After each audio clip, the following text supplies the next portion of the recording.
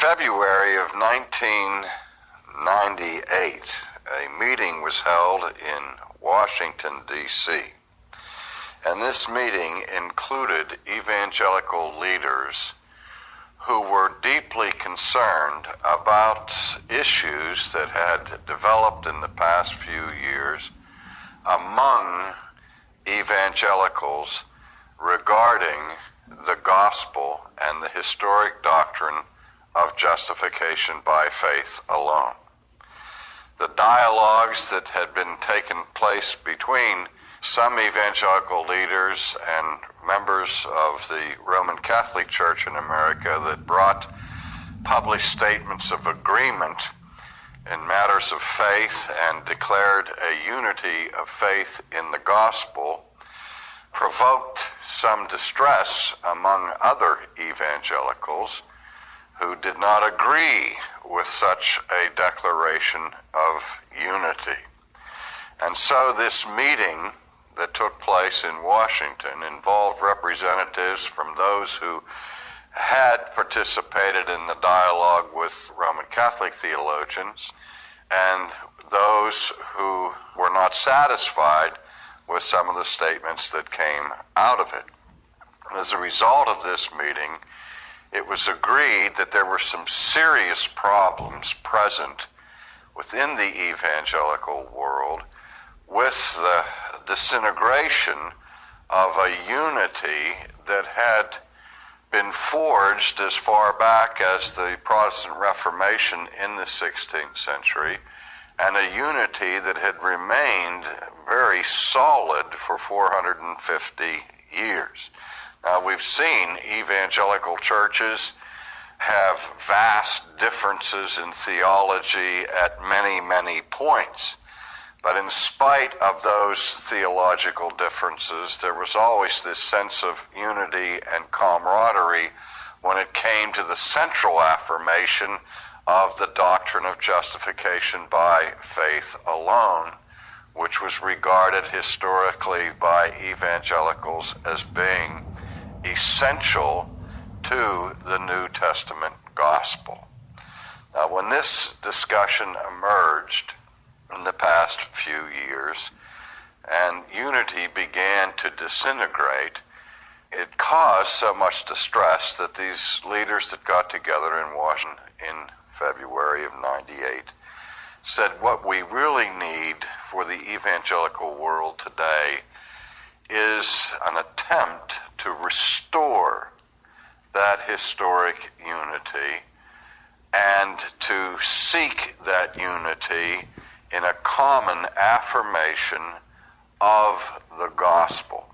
In the meantime, the Alliance of Confessing Evangelicals had met in Philadelphia and had spent 3 days brainstorming the question of what was the most pressing theological issue of our day, and this group agreed that the most important issue for our day theologically was the gospel itself.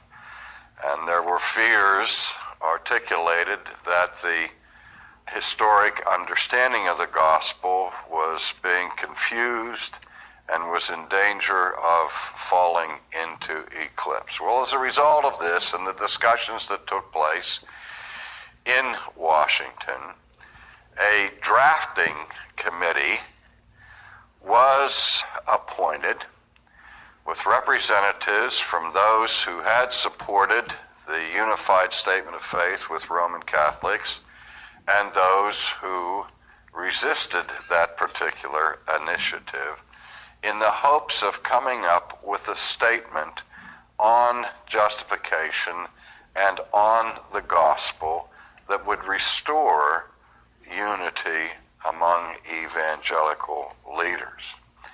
And that drafting committee has been at work now for a little better than a year in coming together to meet and to work to produce a document. And I'm happy to announce that that initiative has been achieved, and I think a tremendous step has been taken to the end of restoring the unity that we've enjoyed so richly in the past. And what I want to do today and in the days to come is to give an exposition of part of the document that was forged by the drafting committee.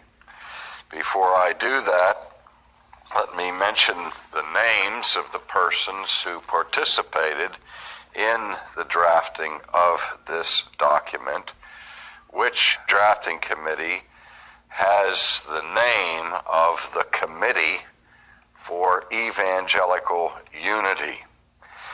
And the drafting committee included John Akers from the Billy Graham Association, John Ankerberg, John Armstrong from the Ministry of Reformation and Revival, Keith Davey, Maxie Denham, Dr. Timothy George, who was one of the chief architects of the Gift of Salvation document and is from Beeson Theological Seminary in Birmingham, Erwin Lutzer, who is the pastor of the Moody Church in Chicago, Harold Mara from Christianity Today, David Neff, the editor of Christianity Today, Dr. J.I. Packer from Vancouver, RC Sproul, your host in this program, Dr. John Woodbridge from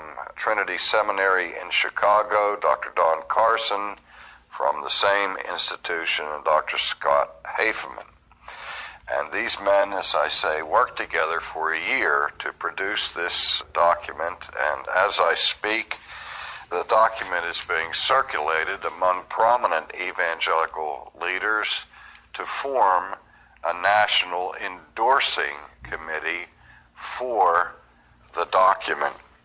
And the document is called The Gospel of Jesus Christ, an Evangelical Celebration. And the document is divided into two parts. The first part is preamble, which gives a few pages of summation of the key points that are being affirmed together and of a popular expression of the content of the gospel. And what I mean by popular expression is an explanation of the gospel in the language of the laity that seeks to avoid technical theological statements. And then the second part of the document seeks to give a confessional statement in more precise theological language, following the format of affirmations and denials. And it's those affirmations and denials that I would like to spend some time giving commentary on in the days to come. The format of affirmation and denials has a long, long history in the church, and the idea here is to have a balanced statement of the positive affirmation of what is being confessed, including then the negation of the antitheses of these affirmations.